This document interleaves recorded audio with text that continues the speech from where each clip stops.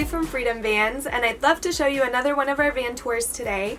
This is a van that we built for a couple in California whose daughters just went off to college, so they're really excited to enjoy some weekend and week-long trips in their new van. This is a 144 four-wheel drive Mercedes Sprinter van. So we have about 11 feet of floor space in here, just under that. It is the shorter wheelbase, but I think that we fit a lot into this space. This layout was inspired by a van that they actually rented on the platform Outdoorsy. If you haven't heard of Outdoorsy yet, it's basically the Airbnb of vans. It's a place where people post their, sometimes for work, camper vans or their personal camper vans, and you can rent them. So it's a really great way to experience van life if you have never experienced it or want to give it a try before actually committing to a full van and conversion. We've linked below the website for you to check out if you're interested in trying it out. Let's start with the kitchen galley. In this van we have a split kitchen galley. One feature that we really recommend to most of our clients is to have the cooktop on the passenger side by the sliding door. It's a really nice place for a cooktop because you can crack the door to let steam go out, or open that door all the way up and have a super nice view and still be a part of the conversation if you have friends outside. In this van we went with an induction cooktop. It's one burner. It will run off of a 3,000 watt inverter, so they'll actually be able to run other things while they're cooking.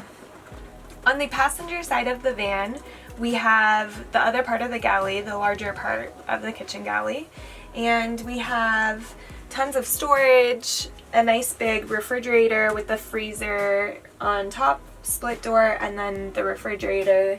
And then over here in the sink, we have a cutting board that either sits in the sink or stores right in front while you're using the sink. Underneath the sink in this van is where we have the hot water heater and a 5-gallon gray water jug, and then there's a little bit of space left, which will be great for a trash can. This van has a really nice deep sink, so it'll be great for storing dishes while they're on the road, storing anything that they might want to leave out on their countertops, and then just for doing dishes. They have a great long hose for their faucet. This faucet's definitely nicer than my faucet at home. A little jealous. And then at the very end, they have a flip-up table that'll work when the bed's down over their regular table as a little office area, or if there's only one person traveling, it'll be the perfect little table space. In the rear of the van, we have a lot going on. We have the water system, the power system stored, a nice dinette seat area, their bed, and we even fit a little garage space into this van. To sit down at the dinette space, it's nice because this table is on a base that swivels a little bit. So you just move it just a tiny bit and then you can sit in here. And it's the perfect space for 2 to 4 people.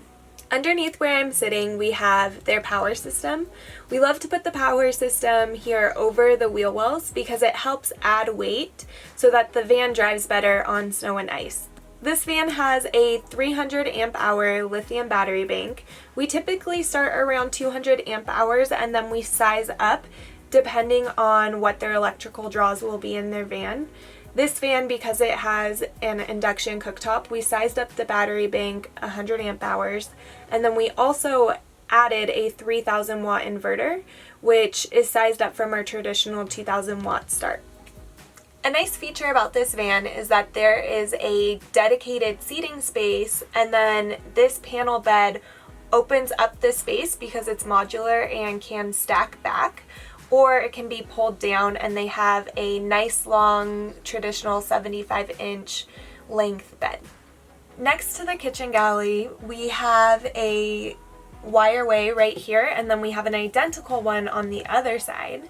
And what's so nice about these wireways is that if this van ever needs to be serviced, rather than pulling apart the entire van to get to the wires behind the walls, you can access via either of these wireways, depending on which side of the van's electrical you need to reach. Let's head outside into the rain so we can check out their garage space.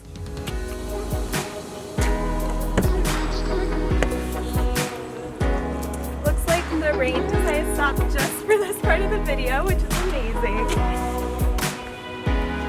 This garage space is one of the more compact garage spaces that we've done in our vans, but it's perfectly sized to fit their 2 electric bikes and some backpacks and gear to go along with that. So in the back here we have access to their outdoor shower.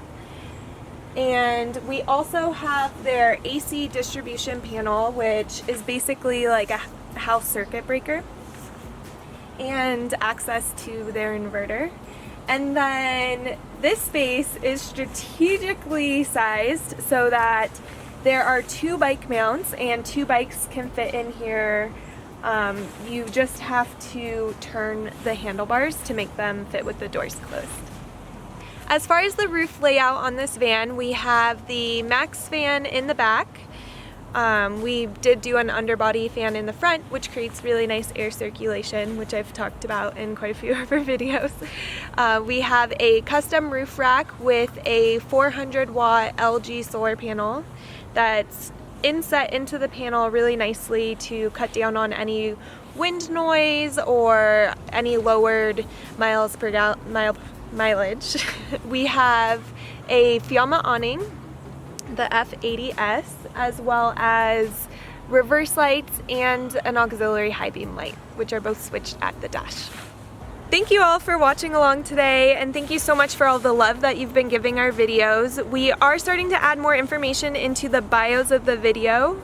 In the description you can find a link to our Amazon store where we've put a lot of the materials that we use in these vans. And if you have any questions about the materials that we use, I do try my best to send you the links when you ask for them. Enjoy the rest of your day. I'm gonna try to stay dry. It looks like it's turning into a beautiful day here. Take care, bye.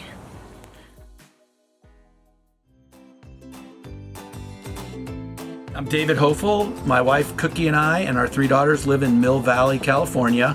Tom and Kyleigh just finished building, and their team just finished building out our Mercedes 144. We waited quite a while to get our 2019. It came in September. I dropped it off in late September, and now we're kind of late January, and I've just arrived here in Bellingham to pick it up. I took it up to Whistler for the weekend. Everything worked out great, no squeaks, super quiet, super insulated. The heater worked really, really well. I was able to keep the temperature around 62 all night long for my night in the snow. We're just super, super excited to have it done and to have it look so good, and very, very excited about the functionality of what we've built into this. I think it's going to serve us very, very well as we go forward. One of the things that Cookie and I have been wanting to do is go to Death Valley. I did a retreat to Death Valley a couple of years ago and found it to be a remarkably beautiful place, and so I've been thinking about taking the van there. I think that's one of the first trips that we'll probably do. So excited for you. Yeah, we are so delighted to have this. Can't wait to experience it. So thank you guys for everything.